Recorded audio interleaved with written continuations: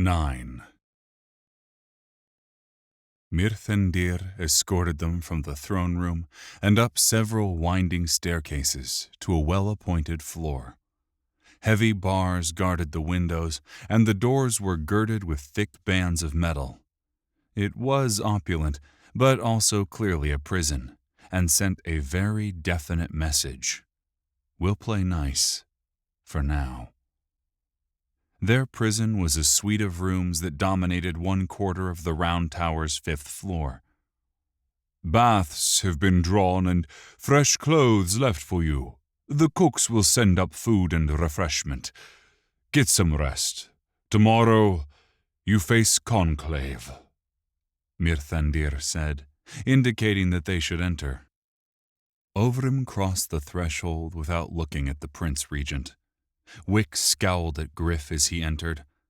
Only Tifila showed any grace, with a slight nod of appreciation to Mirthendir. Her glance at Gryph would have done a disappointed mother proud. It seemed odd on her youthful face, but it hit Gryph with all the fury of a punch. At the door, Mirthendir put a hand on Gryph's shoulder. "I would speak with you." Gryph nodded and stepped aside with the tall elf as the guards closed the door behind the companions he'd come to think of as friends. Friends I may have already lost, Gryph thought. "You would do well to obey my father's requests," Mirthendir said. "He is an honest and fair man, and while Celendriel's words on your behalf hold a great deal of weight with my father, and with me, they will not save you if my father decides you are a threat." Gryph nodded at the warning. "Why would Celendriel vouch for me?" Gryph asked. Mirthendir sighed, and his shoulders sunk as if Gryph's question had raised old and unwanted memories. "I have known Celendriel my entire life. Once we were close. Then her ability took control of her." "What ability?" Gryph asked. "She is a diviner, one gifted, many would say one cursed, with visions of possible futures. It has always been a rare skill in the realms, one that normally takes years of study to gain and decades to master." "But Celendriel is different?" Mirthendir paused, as if pained, then nodded. "She was born with her abilities fully developed, yet without the lifelong wisdom and discipline to tame those abilities. The poor girl could see future events without being able to understand them or stop them. As an infant, she saw the fates of many of those around her. The first was her nanny, a wonderful and kindly woman who adored Celendriel and was likewise adored." Mirthendir paused as the emotions of the moment fought within him.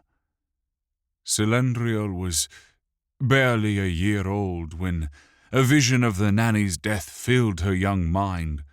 She wanted to warn the nanny, to save her, but how does a child bereft of language or understanding warn anyone? That final night, Celendriel cried and cried as the nanny said goodnight and was handed off to a mother. They summoned healers, but none of them could find anything wrong with her." Gryph felt a knot tie in his stomach at the thought, and his heart thundered in his chest as he let Mirthendir tame his emotions. "The next morning, they found the nanny, face down in the deep water. She was fond of taking nighttime strolls by the lake. Nobody knew how she fell in or why she didn't swim to safety." Gryph met the Prince Regent's eyes and saw a strength of purpose. "We learned later, much later, that Celendriel felt the whole thing, She was there with the nanny as she died. She knew who had committed the murder, but it took years before she could tell her tale. Turns out it was a lover's quarrel gone bad. To make matters worse for Celendriel, the lover was a palace scholar, a man Celendriel would see almost daily for the next few years. When Celendriel could finally tell her tale, the man was confronted. Upon learning how he had been caught, he wept and confessed. At his sentencing, he said he was most sorry for the burden that Celendriel had suffered under. I agree with the man.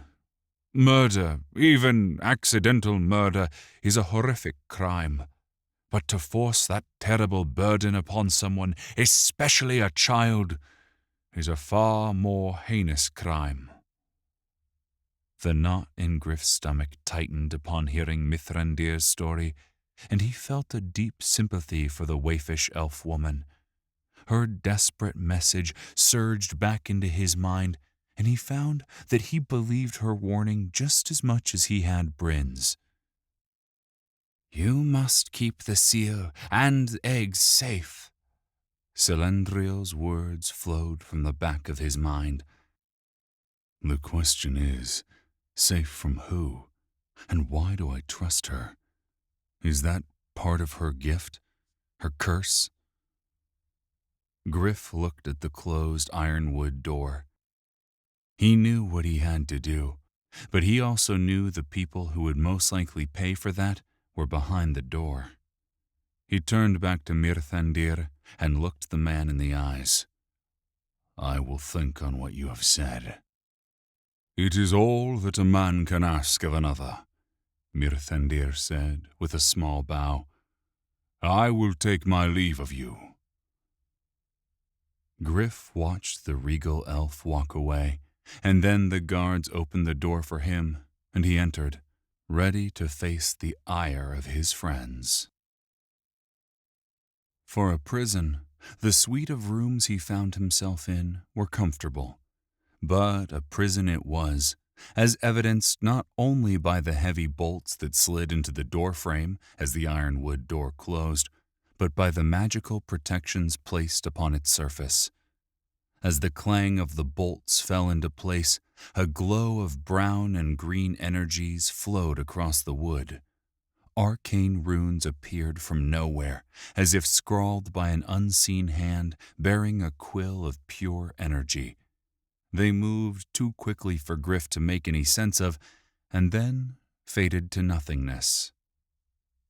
That didn't stop Wick from kicking the door in frustration. Its wood seemed as unfazed as the pair of heavily armed guards that stood outside their prison. Only Wick's foot took umbrage at the assault, which only further soured the gnome's mood.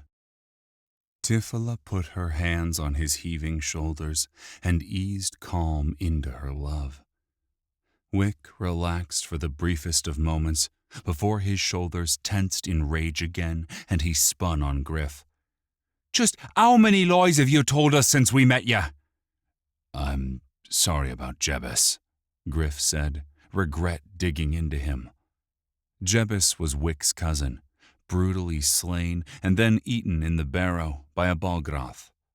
Imagine a massive and idiotic reptilian gorilla, and you'd perhaps begin to understand the foul creature that had nearly added Gryph to his diet as well. Only quick thinking and a bunch of luck had saved Gryph from joining Jebus. How could you hide his journal? That he was dead?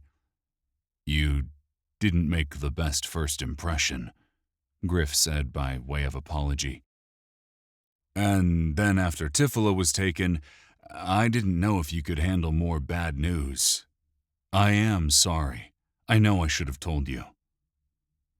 Wick's nostrils flared, and Gryph knew only some of the gnome's anger was directed at him. From reading Jebus's journal, Gryph knew Wick blamed himself for getting Jebus into the situation that led to his death. Gryph also knew Jebus did not share that feeling. Gryph berated himself for forgetting about the journal, but realized that Despite the pain it would cause, his small friend deserved to know the truth of his kin's death. Taking a deep breath, Gryph told Wick what he knew. If it helps, he did not blame you for his death. Tifila held Wick as the small gnome shuddered, his emotions leaping from guilt to anger and back to guilt again. Periodically, Wick's tear-laden eyes would come to Gryph's, and Gryph did his best to hold that gaze with warmth and compassion. I think I need a bath, Wick said, and looked to Tifila. She led him into an adjoining room where several large tubs sat on tiled floors, wisps of steam spiraling towards the ceiling. A sideways glance at Ovrim told Gryph that the Zidai was giving Wick's emotions the respect they deserved, but that his anger at Gryph was even fiercer than the gnome's. Gryph noted this and went over to the ash-skinned warrior monk. A vein tensed in the man's temple as Gryph stared him in the eye. Say what you have to say, Gryph said. I am trying to be logical, Ovrim said. I know that you cannot have known of the past of my people when you claimed the Arbaleth eggs, so my logical mind is willing to forgive your ignorance. But, Gryph said, however, you had just faced the beast and knew the danger it represented. I would have to guess that the prompts you received stated as much. Gryph nodded, but did not let his eyes fall from the Zidai's penetrating gaze. Yet you still claimed the eggs. The arrogance of that action concerns me. It suggests a lust for power that must be fed no matter the cost. Gryph sighed, and he knew there was truth in Ovrim's words. He may not have known just what the hell an Arbaleth could unleash, but upon learning of the potential power of the eggs, he had ignored the danger. It had been a risk. Even then he'd known it. Perhaps that risk had been unwise because he had no current ability to make use of the eggs. Yet he had been taught to use every weapon that made itself available to him. Mind you, from what Ovrim had told him about the Arbaleth, the eggs in his soul-bound satchel were more nuclear than conventional. You are right. I could claim ignorance in my defense, and that defense would have some validity, and yes, the eggs can be used for great evil, but they can also be used to fight and protect against that evil. I promise you, if we live through tomorrow, I will consult you on any use of the eggs. I will listen to your wisdom and consider it well before deciding. Is that acceptable? Ovrim hesitated for several moments, ancient fears chipping away at the logic and self-control. Gryph felt like he needed one last push of assurance. For now, they're safe. No one can access my satchel without my permission. It is soul-bound, locked to all but me. Ovrim stared into Gryph's eyes for several moments. I will trust you to do what is right, but I will never be happy with this. Gryph gripped the man by the shoulder and squeezed. I understand, and I cannot ask more of you than to be true to your feelings. Ovrim took a deep breath. And do not put too much faith in the wizardry of things. All locks can be broken. All doors can be opened. With that, the tall Zidai turned and walked into the adjoining room. There he stripped off his tattered and filthy clothing and eased himself into one of the fragrant, steaming baths. Gryph sighed. Our jailers are living up to their promises, Gryph thought, hoping it was not an ill omen of what was to come. Experience had taught him that such things could shift like the winds. With a sigh, he made his way into the room. Out of respect for his fellows, or perhaps fear of their reaction, Gryph chose the tub furthest from the others. The hot water eased his sore muscles and cleansed grime from him, creating a halo of muck and dirt. The tub sucked the muck away. It is filtering the water, Gryph thought in wonder. He closed his eyes and drifted into his reverie. As his mind dipped into a recuperative state, Gryph felt, for the briefest of moments, another mind touch his own. It felt both familiar and utterly alien, and Gryph could not help but feel as if he was somehow being analyzed. But his exhaustion dragged at him like the moon to tide, and he embraced his reverie.